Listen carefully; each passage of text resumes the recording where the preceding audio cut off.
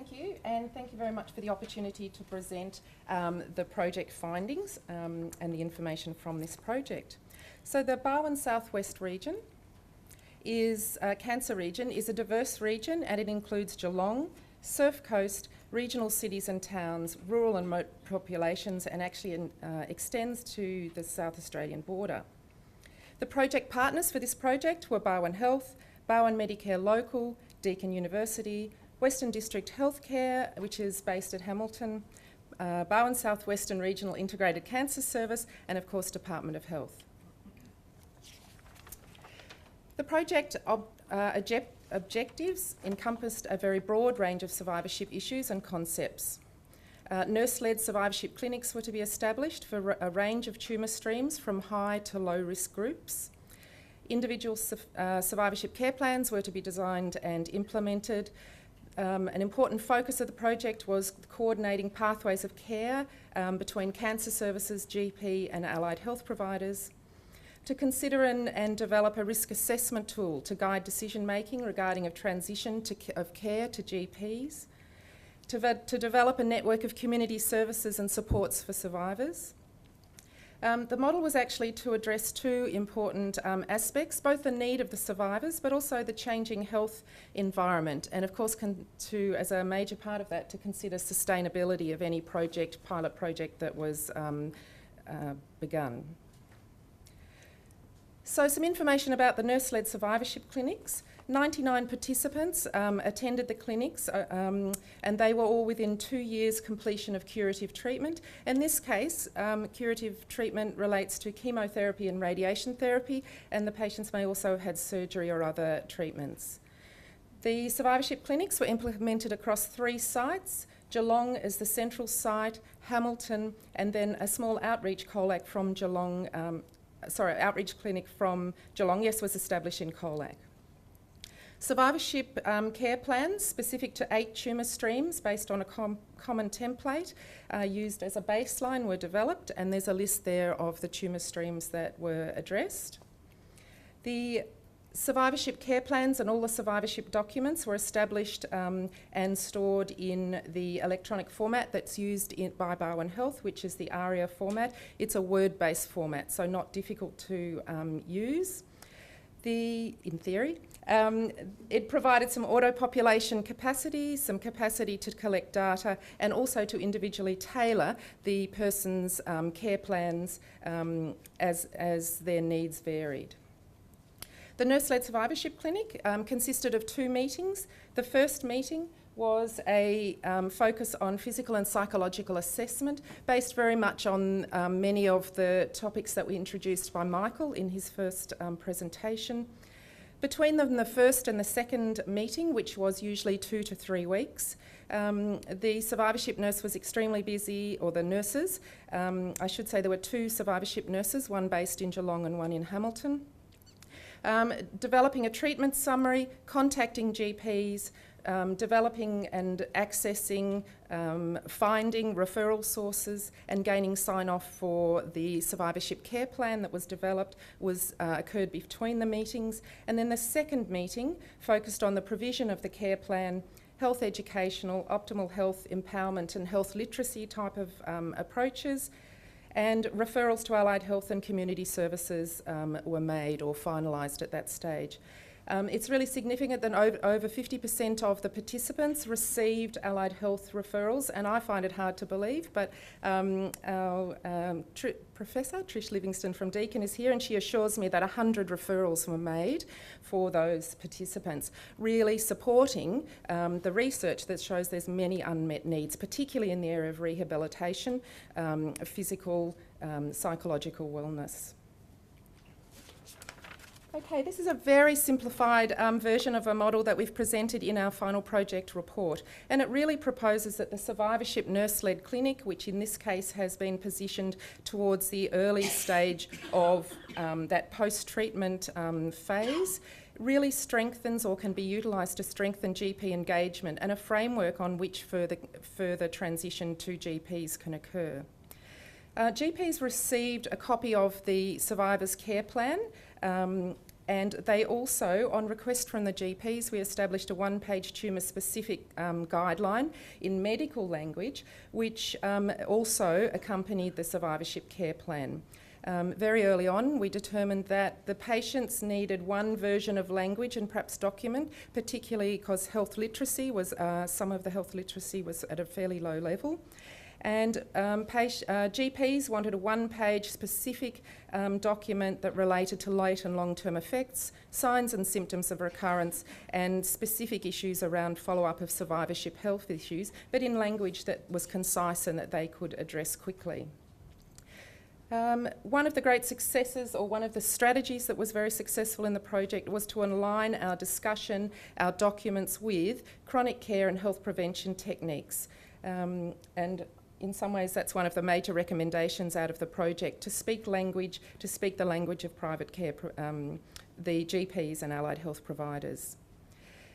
The model of care that's very simply proposed there, GPs very much wanted the message out there that they are consistent in the patient's life, often in the family's life, in the carer's life. So they're not, you know, it's not that they suddenly arrive, but they would like to be more involved in treatment. The survivorship clinic here certainly aimed on increasing their engagement of the patients up to 2 years. There was a small number of patients or participants in this group who actually went on to a shared, what we call and defined as a shared cancer care program with their GP. And certainly the survivorship clinic work and the documents support that transition into shared care and discharge, whether it happens obviously at a later time. The development of the risk assessment tool, I must admit, was quite tricky. The suggestion was that a risk assessment tool be developed across all tumour streams, and it became clear as the project proceeded that one written tool was going to be too generic or so complex, you know, that it couldn't possibly be utilised for all tumour streams. So the recommendation there would be that risk assessment tools align with the tumour streams. The specialists were particularly interested, remembering that the eligibility for the survivorship clinic and this program was less than 2 years post-treatment. They were particularly interested in sharing the care and developing a program that would assist patients who are greater than 2 years post-treatment to shared care or discharge with GPs. And a bonus of the project, I think it was a bonus, was that they referred a further 34 patients so that the survivorship documents could be used to assist that group. But as such, that wasn't a scope of the project. But it does provide a huge amount of possibility for streamlining some of those very busy clinics and clarifying some of the roles for patients that, or survivors that are further out in the survivorship phase. The evaluation methods that we utilised: quality of life, health literacy management scale, health education impact questionnaire, and the economic costs and resource use were also evaluated. Patient satisfaction, professionals' feedback and acceptance were also addressed. So just some results from those evaluations. The blue lines on this graph represent the percentage of participants and how they reported on the issues in relation to what the survivorship nurse helped them to do. So some of those, just quickly, the first couple, know what actions would assist them to maximise their return to health, you know, and I'll pick right at the bottom there, understand follow-up care. So you can see those percentages were very high directly after the clinic, and then at 3 months, the red line indicates the 3-month figures as well. The health literacy questionnaire across 9 domains, a significant improvement in 4 domains was demonstrated. They included feeling understood and supported by healthcare providers, having sufficient information, being able to identify good and reliable information, and navigating the health care system. And another note there that in actively engaging with healthcare providers also approached, well, nearly approached, I should say, a level of significance. Quality of life outcomes. Participants had a lower quality of life at baseline compared to the general population, and a slight improvement in quality of care at the 3-month follow-up was identified. There were moderate improvements in both the physical and mental superdimensions of that scale, but they weren't significantly, statistically significant. Moving on to the cancer professionals, all specialists reported that the survivorship, or all replying, which was the 12 out of 20, all specialists reported the survivorship project achieved its aims to a moderate to high level of success.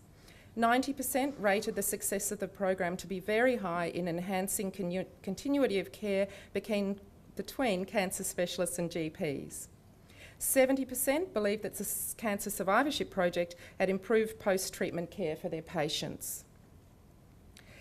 There's a quote there from a medical oncologist, and it's notable that there's an ongoing high rate of patient referral continuing following the pilot period, which has ended, obviously. Some feedback from GPs. When GPs were first supplied with the copy of the survivorship care plan and the surveillance guide, they were asked if they were useful and in a useful format, and you can see there the percentage was very high at that stage. Project recommendations, and I'll move on to that because I can see somebody over here with a timer.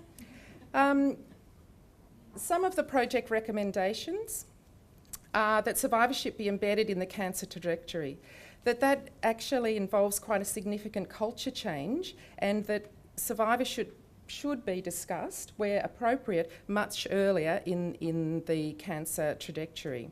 So right from diagnosis through treatment, obviously, you know, as appropriate, but that is certainly starting to happen in small ways within our services.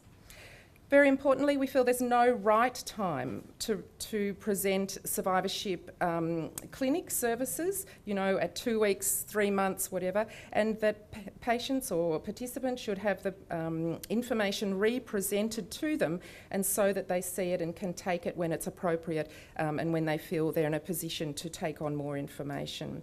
And in fact, we had 3 participants who initially declined the offer, and when as it was re-presented during the project, they then took up that offer. A couple of other things. Survivorship, we believe we started with 2 and trialled the project and moved to 8 tumour streams.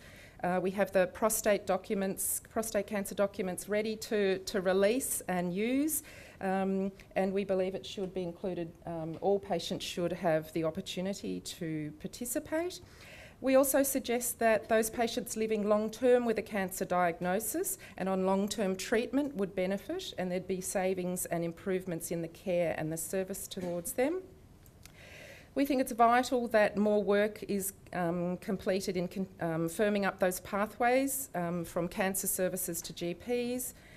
It's very important, we think, to continue to develop and protect that survivorship expertise. It's very early in its birthing, and we need to, or it's now been birthed, but it's in very early in childhood, and we need to care for that.